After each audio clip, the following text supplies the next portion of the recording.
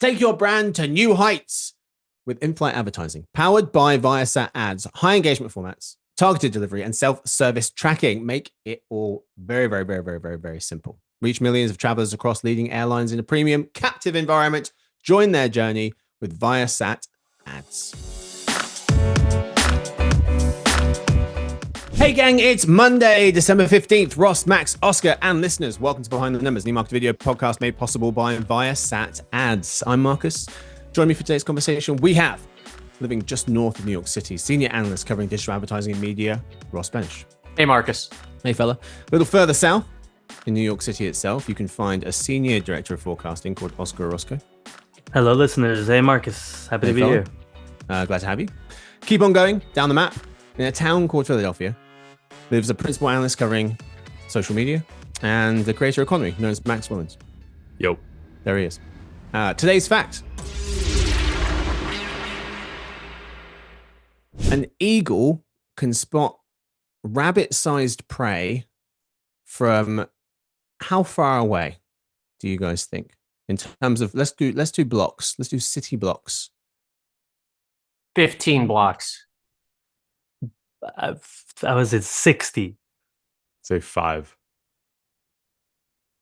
I could spot prey away from 5 blocks, Max. 60 is actually, sounds ridiculous, Oscar, no offense, but it's almost spot on. 50 blocks away, which is about 2 to 3 miles. Central Park, for reference, is about 2.5 miles. So an eagle, if it was Columbus Circle, would be able to, at around 59th, 60th Street, would be able to spot a rabbit-sized individual from the other end of the park. I don't know what's more impressive, Game that or over. that was so close. I mean, it's the forecaster in me, guys, goodness. but It's definitely the fact. Okay, it wasn't you. All right, let's move on. Anyways, that's a real topic. We make some very specific but highly unlikely predictions for 2026, Shark Tank style. Complete ripoff. Complete. All right, here we go. This is how this episode works. If you watch Shark Tank, you'll be familiar. Ross is first, or Dragon's Den, if you're in England. Ross is first. He gets 60 seconds to pitch a very specific but highly unlikely prediction he thinks will come true in 2026. Then me, Oscar, Max, and everyone listening will decide if they want to invest in air quotes. Basically, do we believe in the prediction? If you believe in it, then you're investing in it. Oscar goes next, so on and so forth. Let's do it. Ross, what do you have for us? What's your very specific but highly unlikely prediction for 2026? That major brands will start to sponsor end zones and backboards. Okay, so talk to us, because this kind of happens now, right? Like there are sponsors that appear on them, but you're talking about something more longer term, I assume. So there are some sponsorships like on jerseys and equipment for these leagues. And sometimes you'll see like a logo midfield or like, on the hash mark on a football field. But we haven't seen anything as aggressive as like putting a State Farm logo on the glass backboard of an NBA game or like a Honda ad throughout the whole end zone. I just feel like the leagues are getting more aggressive in where they'll put ads, and they've kind of run out of space on the wall of the stadium. So they're going to insert more right into the field. Will this change every quarter, every game? Is this something where we're sponsoring the end zone of the Cincinnati Bengals for the whole season? Oh, that's a great question. I haven't thought it all the way through that far. Don't be surprised. if it's painted on there physically, like an end zone, that would be at least the whole game. But what you're talking about was more dynamic, and I could see it going that route too, because they already do this with the pitcher's mounds. Yeah, on the back of a pitcher's mound, they'll even change sometimes throughout a game the logo that's on there, because it's just holographically put on the broadcast. It doesn't really exist on the play on the field of play. So you could, it'd be like digital out of home. You could like just serve different creative in the third quarter, fourth quarter. It gets to be 30 degrees in the fourth quarter because the sun has gone down. Campbell's soup ad in the end zone. Why not? I was going to mention the holographs. Texture. I mean, we've seen those, so I could see that happening more. But Mhm. did this come to mind, Ross? Because when I'm thinking about sports, right, I keep thinking about women's sports. So is this something that's already happening there? Is this part of what's going to drive some of this as well? But I do agree with you that I'm seeing more opportunity. So I was wondering about that part of it.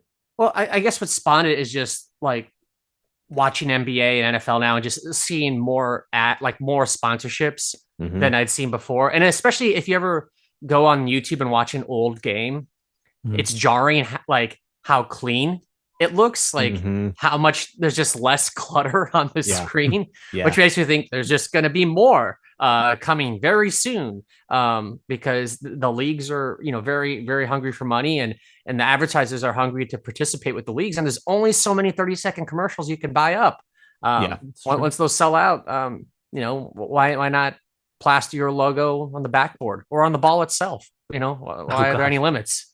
Do you think that this is going to be something that the individual franchises will sell, or will it be like a league wide? Like, and it looks Mm. like we're in Bud Light field goal range for whoever the hell it is. Like, in Yeah, either case, it sounds like my idea of hell. But I'm curious to hear how you think it will. I think it'd be the individual teams. Mhm. Just like because the reason I say this, because like the individual teams have say right now over like the jersey logos in the NBA. So or there's even like there's helmet stuff in MLB. Mhm. So given how it's already sold right now by team, I think this would just extend that precedent. Yeah.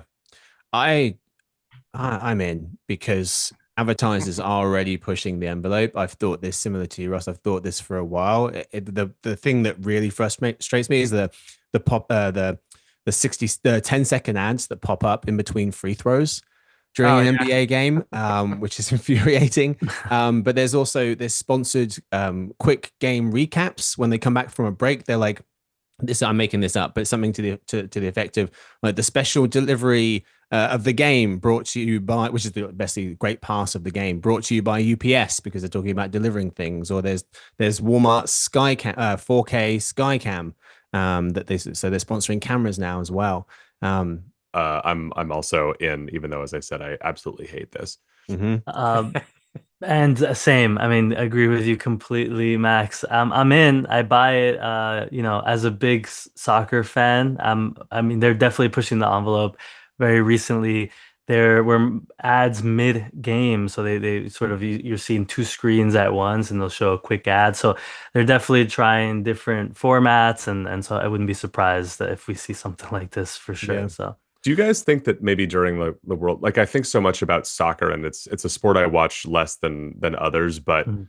there's so much real estate, if you like. Like, I'm always surprised by. I think at this point, the last time I watched an NBA game, I saw three different brands, superimposed on one side of court, and that's like much tighter quarters relative to half of a Mhm. soccer pitch. Like, do you think that we could start seeing little boxes or logos following the Absolutely. I Yeah. agree with you. I mean, we don't you don't see anything on the field right now, but soccer was the first to have, sponsorships and on the jerseys, and even some of these like holographs. So in some ways they're innovators, but I agree with you. I do think they could use the field a bit more. Yeah, So maybe this coming World Cup it's World Cup. might see some stuff. Soccer had an interesting thing with the Dallas Cowboys with the FIFA. Didn't they make the tournament isn't going to be AT&T Stadium? They're going to say that it's Dallas Stadium because there's like FIFA rules on mentioning a Interesting. sponsor's name. So like wow. the Huh. broadcast is not going to say AT&T. Interesting. Okay. Yeah.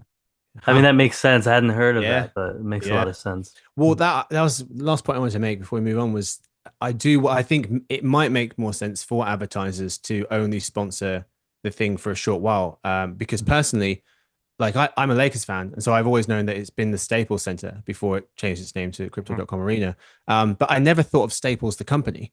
When I thought of I was just the Staples Center, and then similar with City Field. I don't think City Field, Citibank. So I wonder if like after a while it becomes you just become so used to what the name is that you stop thinking about the company in association with. I mean, when I watch the Houston Astros, I still call it Enron Field. Yeah.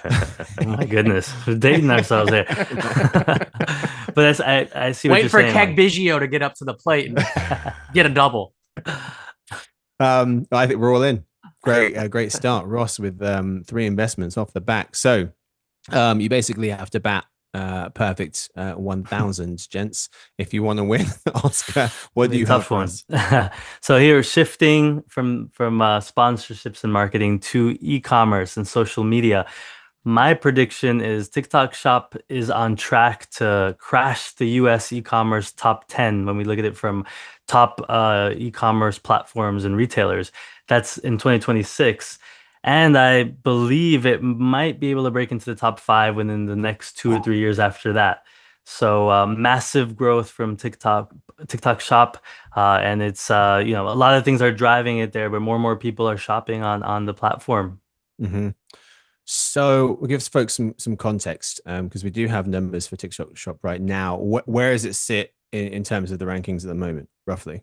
At the moment, it's roughly, I think, around 12th, I believe, to 12th or 13th. So it's Okay, slightly just outside. under, yeah, just outside the top 10. Okay. But there are some massive retailers. I mean, we're comparing, so marketplaces to social commerce platforms. So sometimes it's hard to envision that, but ultimately it boils down to where people are shopping, where they're finding the items that they need on a daily or weekly basis. And yeah, the way TikTok Shop is growing, it should be able to easily crack that top 10 next year. Mm-hmm. And just a bit more context. I mean, it's only launched a little over 2 years ago in the US. So we have seen just massive triple digit growth in sales numbers since then. Mm-hmm. So for a little bit more context as well, outside of Amazon, about Yep.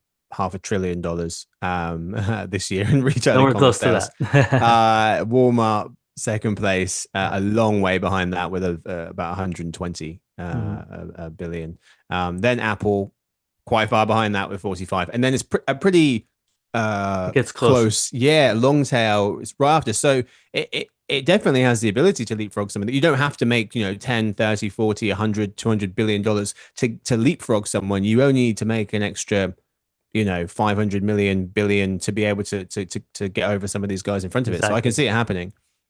Yeah. There are players like Temu, which TikTok Shop is really competing against as well. So I think very, very feasible. We're just seeing so much interest from Gen Z. Gen Z's purchasing power continues to grow, and just the gamification of shopping. There's more shoppable media, interesting ads, which are leading to one-click purchases. The live stream shopping is becoming much more popular. Nowhere close to where it is in China, but we're seeing a lot more interest and growth in that here in the US. So lots of reasons to see this happening next year. Yeah, it's interesting to think about the ways that they're trying to sort of broaden the use of TikTok Shop. They announced, I guess maybe like a couple of weeks ago, that Kim Kardashian was going to do a live stream shopping event on their platform. And because to your point, Oscar, it does seem like this is a phenomenon that's driven largely by Gen Z and to a lesser extent millennials. But Yep. do you think that that's going to be sort of most of the engine behind it, is just youngish consumers whose shopping behaviors are still kind of crystallizing, just leaning more into something that they've gotten comfortable doing already? Or I think so. I think so. And I think there's a lot more potential there for growth because we have a number. I mean, it's not exactly apples to apples, but when we look at TikTok buyers, not necessarily all of those are buying on TikTok Shop, but they're only spending a little bit under $300 a year, right? So let's say the frequency goes up, and we see more purchases of expensive products, right? It could be luxury items or tech products. You'll see that dollar amount go up. So I think a lot of that will come primarily from more frequency of purchasing, higher order value, and just mainly Gen Z and, like you said, millennials. Down the line, we'll see if other generations also come on board. But for now, I would say it's mainly from that generation. Yeah, makes a lot of sense. The TikTok buyers numbers, just circle back to that for a second. That's what gave me pause because we have 53, and again, this is TikTok social buyers. We have 53 million US this year. We expect 58, call it 58 million next year, and then going up by basically a couple of million each of the following. So what we're really hoping for, Oscar, to drive this trend is, and we of the TikTok shop retail e-commerce sale numbers, we said was about 16, call it 16 billion this year. We're expecting to go up to 23 billion the year after that, 2026, which is significant growth. And then maybe 5 billion each of the following years. What we're saying there, to what you were just to your earlier point, it's a somewhat slightly higher number of people spending a relatively significant more amount of money to grow this. Exactly. I mean, yeah, that's really what it is. But we're seeing that shift in social, right? This is just like a microcosm in just the social commerce story, and how it's not the only platform, but there's it's shifting from being kind of a discovery, inspiration avenue to being more like a conversion. And TikTok themselves recently mentioned how almost all of the users on the platform are expected to use the app for advice and inspiration, and ultimately a lot of them will actually purchase a gift through there. So that's just part of that momentum we're seeing with social commerce in general. I have no questions because I guys. was jealous that I was jealous of this prediction to begin with. I'm Easy pretty buy. Yeah, Ross, that's what I want to hear. You've got my money. Yeah, I'm gonna buy because the last few years I was like a little skeptical TikTok would get as big as people predicted, and then it got even bigger. So I've learned my lesson. I believe you. I'm buying. There you go. Let's make it 3 out of 3. Come on. Let me check our numbers quick. Let me do some more research. Oh, go ahead. Live research. I just need to check Home Depot's numbers. I think I'm in. You're in. Yeah. Should 3 be. out of 3. Yeah. I think top 10 for sure. And actually, I think your 2027, 8, 9, whatever prediction is also going to be spot on. Top 5. Oh yeah. Yeah, I think you're spot on. I think that's gonna happen, guys. I mean, it's pushing up on Temu, and just you're stuck with the marketplaces, and we're seeing the shift to social. So I definitely see it happening. 3 out of 3 hat trick for Oscar. Hopefully, none of those from Lamine Yamal this World Cup. It's coming, Marcus. Unfortunately, no pressure there, Max. You guys can just buy now, but just do it blind so we can have some harmony. All right. So my prediction is that 2026 will be the year that creators and retail media networks begin to work together more visibly. So this has sort of been a question that a lot of people in the media and retail chattering classes have been wondering about for a while, which is when kind of the creator economy and the retail media industrial complex will start to intertwine or intersect a little bit. And it has begun happening in kind of small ways, usually kind of oriented around affiliate marketing. So Walmart's had a creator program for a while. Amazon obviously is kind of the granddaddy of it with affiliate marketing.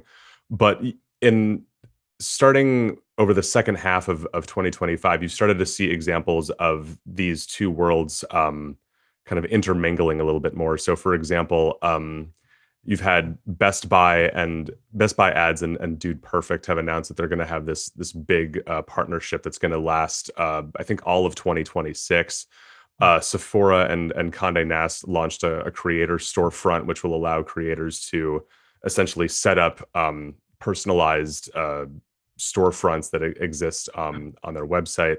And you've also seen little examples too of this as well that have gone really well. So like Dick's Sporting Goods has something called I think it's called the Varsity Team, which is essentially a brand ambassador program that taps into creators, mostly in the form of professional and semi-professional athletes.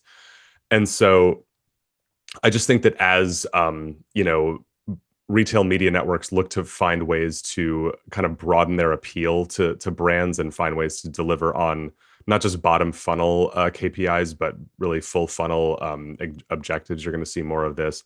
And frankly, too, I mean, creators, especially the folks that are not, in that kind of 0.01%, who are all looking for ways to make more money and monetize their followings more effectively, this kind of thing is going to wind up being very attractive to them. So those are all the reasons that I could see this becoming more prominent in 2026. Is there a current example or a future hypothetical that you think exists where that would really just hit extremely well? So I think a lot about, I mean, the Dude Perfect and Best Buy ads to me signaled the potential for a lot of stuff like this in the future with more specialized retail media networks. So like when you think about retail media, most of the money goes to Amazon and Walmart because they are marketplaces, because they operate at this kind of on this plane that's sort of separate from everybody else.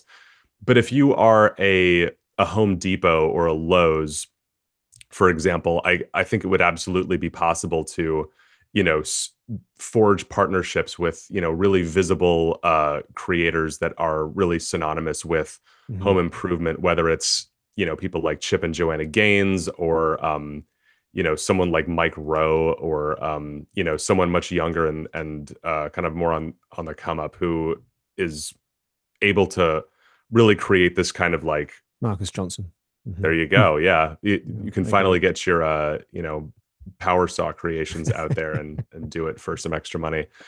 Yeah. So essentially thinking as more retail media networks sort of lean into their kind of vertical advantages and benefits of their data, I think you could see them start to forge more partnerships with sort of specialty creators that have real credibility to a certain, target demographic that retail media, has a good story to tell around to advertisers already. Yeah. Gents, what do you think? Yeah, for me, I'm thinking of it from the consumer standpoint. I mean, how are we? I'm trying to visualize this a little bit. I mean, are we creating like a new digital storefront that actively is promoting these partnerships as a way, to sort of, engage the consumer, or is this really just back end kind of the using first party data to help target the consumer, and so they're kind of unaware of this?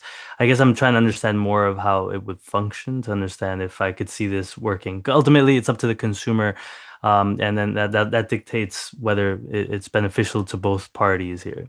So I think the answer, I'll give you a short answer and the long answer. The short answer is yes. Like it's going to be sort of all of those things folded together. But I think that the sort of idealized version of it is a little something like this, where, creator X creates a branded storefront on, let's say it's someone who's a real popular pastry chef, for example, on YouTube, and they spin up a branded storefront on, on an Instacart, for example, and all of a sudden, as the sort of affiliate, conversion data starts flowing in from people, watching videos of this person make cakes or, pies, and people start buying the ingredients through their page. Instacart starts noticing it and goes, man, this woman really converts. Like people really seem to be about her, and then looks at the stuff that is selling over and over again, and then goes to, the flour maker or the, the butter brand that she seems to use every time and says, just so this woman absolutely has the ear of her audience and is doing this. So I think, why don't I connect you two so that you guys can do more to promote your wares using our platform, using our pipes. And then all of a sudden in the interim, or rather in the early stages, this is, I think, going to be kind of a managed service, a little bit bespoke. But as this starts to really hum and work more at scale, I could absolutely see a form of this being automated. Walmart, for example, at the back half of this year, introduced a kind of, I forget the term of it. It's maybe something like Walmart Creator Collab, which is basically like a marketplace that allows Walmart.com sellers and creators to get synced up with one another. And so I think that a version of that could absolutely exist on multiple RMNs across the United States once everybody kind of gets acclimated to the process that powers it. I was listening, but at the back of my mind, I was thinking, what kind of pies are we talking here? Chicken pot, probably. Ross? You asking me about the pies? Are you what kind of pies? No, I wish. Are you in?